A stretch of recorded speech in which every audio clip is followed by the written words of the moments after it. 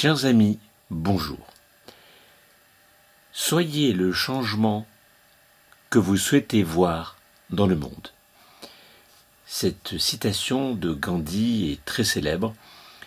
Elle se dit en anglais, j'espère que mon accent vous conviendra, « Be the change you wish to see in the world ».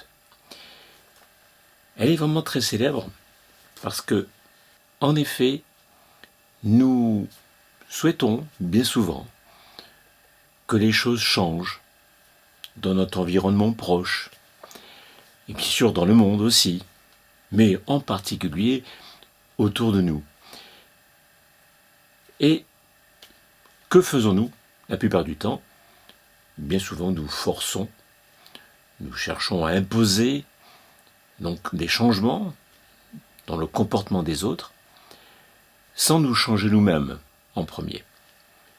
Or, quand nous sommes vraiment convaincus profondément que nous sommes cause de ce qui nous arrive, que nous avons la capacité de modifier notre avenir, quand nous avons vraiment cette conviction profonde, nous ne pouvons pas arriver donc à concevoir que les choses puissent changer à l'extérieur de nous sans que nous ayons quelque peu modifié notre manière de voir, notre manière de fonctionner nous-mêmes. Mais pour cela, il faut vraiment déjà suffisamment élever sa conscience. Parce que sinon, la plupart du temps, nous sommes donc dans ce genre de processus qui consiste à vouloir à tout prix que les choses soient différentes, alors que nous recommençons systématiquement les mêmes actes, les mêmes paroles. Nous voudrions que les choses changent en recommençant les mêmes expériences, avec les mêmes conditions, comme le disait Einstein, et nous ne pouvons que avoir les mêmes conséquences. Et ça, malheureusement, nous avons tous tendance donc à l'oublier. Et par ce manque donc d'évolution de notre conscience, par ce manque de conscience, nous avons tendance à réagir la plupart du temps instinctivement, en croyant d'ailleurs avoir une maîtrise complète de nous-mêmes, alors que loin de là, nous avons surtout tendance à réagir plutôt que agir. Et c'est tout l'intérêt donc des vidéos que je dirais, elles ont pour but, toutes ces vidéos que je fais depuis quelques bonnes années maintenant, elles ont pour but vraiment d'arriver à déclencher en vous une transformation profonde vers plus de conscience. Pourquoi j'insiste tant depuis maintenant 2020 en particulier sur le côté expérience de l'actualité? Pourquoi je vous parle de cette actualité et en vous mettant de plus en plus, le plus possible en tout cas, donc les situations dans lesquelles il y a de véritables mensonges. Pourquoi je vous incite à vérifier les sources? Pourquoi je vous incite à chercher toujours vraiment à avoir d'autres points de vue que ceux que l'on peut vous donner, que ce soit à la télévision ou même au niveau de votre entourage? Mais tout simplement parce que si nous vivons dans le mensonge, si nous nous trompons sur finalement ce que les choses sont, si finalement non seulement les autres, par leur mensonge, peuvent arriver donc à nous influencer et donc à nous nuire, mais nous-mêmes, par les mensonges que nous faisons, par le fait que nous acceptions d'entretenir des informations fausses en nous, il est évident que nous ne pouvons qu'à ce moment-là donc avoir des attitudes qui sont négatives, destructrices, aussi bien pour nous-mêmes que pour les autres. Donc voyez combien cette pensée de Gandhi est très importante. Je vais maintenant vous lire un article que l'on trouve sur le site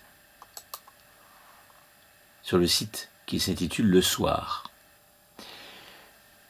Et sur ce site, j'ai vu un extrait d'un interview de Gandhi.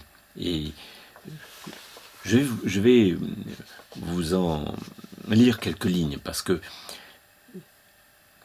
à travers ce qu'il dit, nous avons beaucoup à apprendre. Avant d'être assassiné en 1948 par un fanatique hindou, à 80 ans, le Mahatma Gandhi, dite la Grande Âme, eut le temps de beaucoup s'exprimer sur la désobéissance civile et la non-violence comme moyen d'action politique. En effet, je pense que face, je dirais, à tous ces mensonges, face, je dirais, à la situation que nous vivons, il est très important que nous ayons une attitude qui puisse être efficace. Donc, je poursuis. On lui pose la question: pourquoi pensez-vous que la non-violence peut venir à bout de toutes les servitudes du monde? Ce serait la force suprême? Il répond: la force ne vient pas des capacités physiques. Elle vient d'une indomptable volonté. La non-violence est mon premier article de foi, c'est aussi le dernier article de mon credo. Je ne suis pas visionnaire. Je prétends être un idéaliste pratique. La religion de la non-violence n'est pas réservée aux saints. Elle est aussi destinée à l'homme moyen. La victoire obtenue par la violence équivaut à une défaite car elle est momentanée.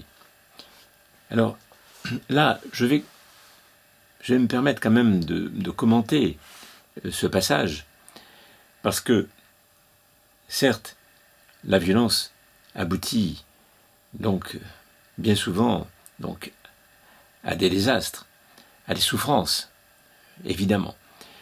Mais je crois qu'il faudrait quand même nuancer cette dernière phrase lorsqu'il dit « La victoire obtenue par la violence équivaut à une défaite, car elle est momentanée ». D'abord, tout est momentané, finalement. La dernière guerre de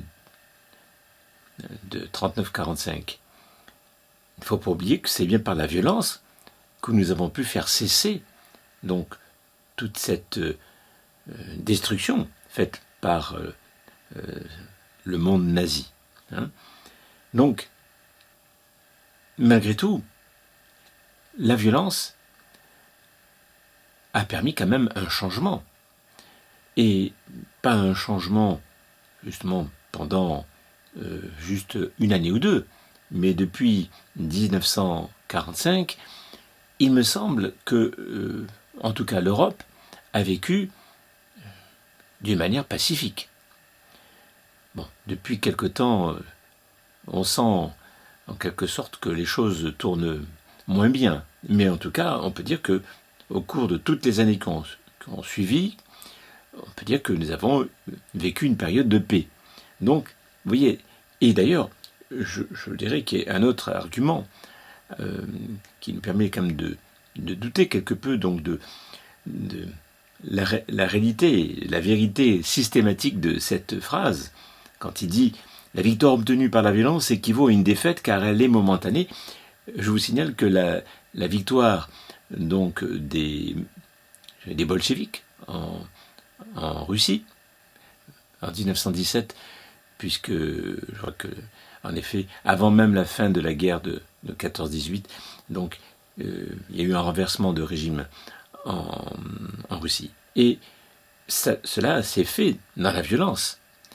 Et le nouveau régime qui s'est installé a quand même vécu quand même près de 70 ans. Donc on ne peut pas dire que ça soit que la violence équivaut à une défaite car elle est momentanée.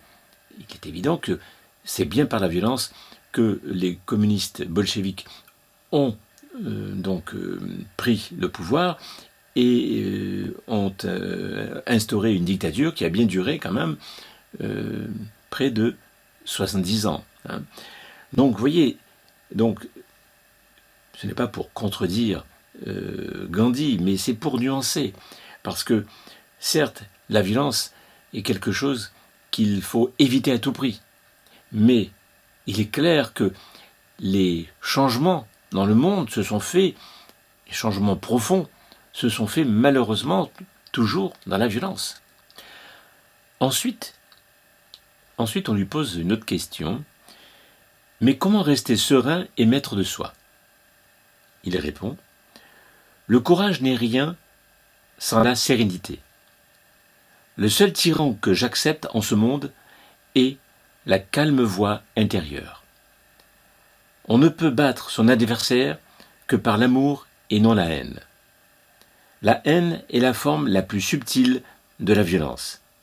Le vrai démocrate est celui qui, grâce à des moyens purement non violents, défend sa liberté, par conséquent celle de son pays et finalement celle de l'humanité tout entière.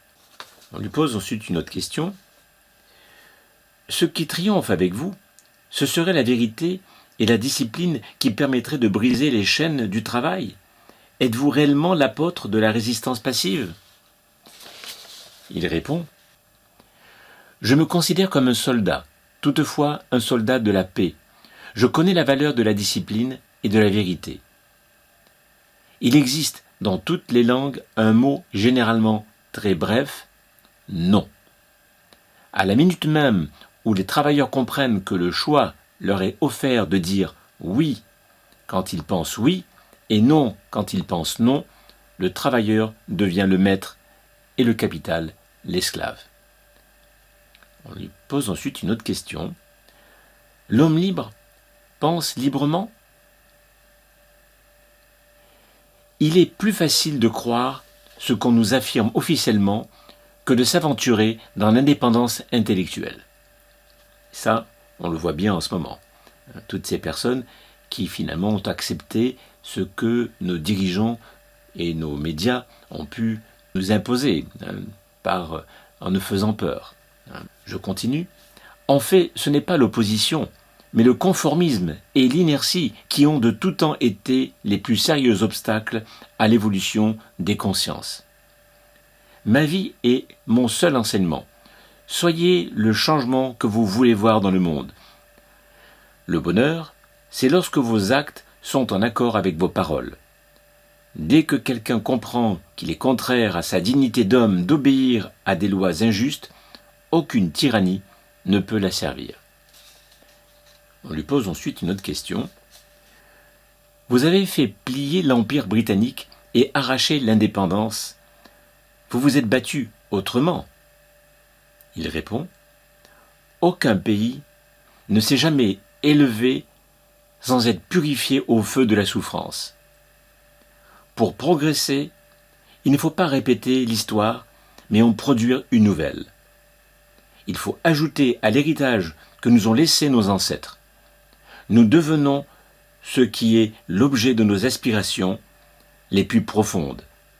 Nul être humain n'est trop mauvais pour être sauvé. Œil pour œil, et le monde deviendra aveugle.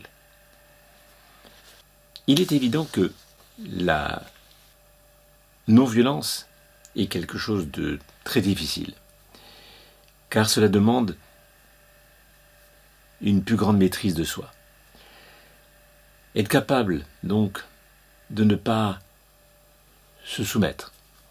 Être capable, donc, de résister à la menace, de résister, finalement, donc, je dirais, à la peur que cherchent à produire, donc, ceux qui dirigent, ceux qui cherchent à imposer leur volonté. Et c'est pourquoi je pense que si nous voulons stopper ce déferlement, donc ce processus tyrannique, il est fondamental que nous prenions de plus en plus soin de développer notre conscience. Faire en sorte que nous puissions arriver à avoir une plus grande maîtrise de nous-mêmes. Car c'est de cette manière-là que nous pourrons réellement avoir une efficacité et une détermination telle que ceux qui cherchent à nous asservir soient stoppés et cessent donc leurs actions nuisibles. Voilà.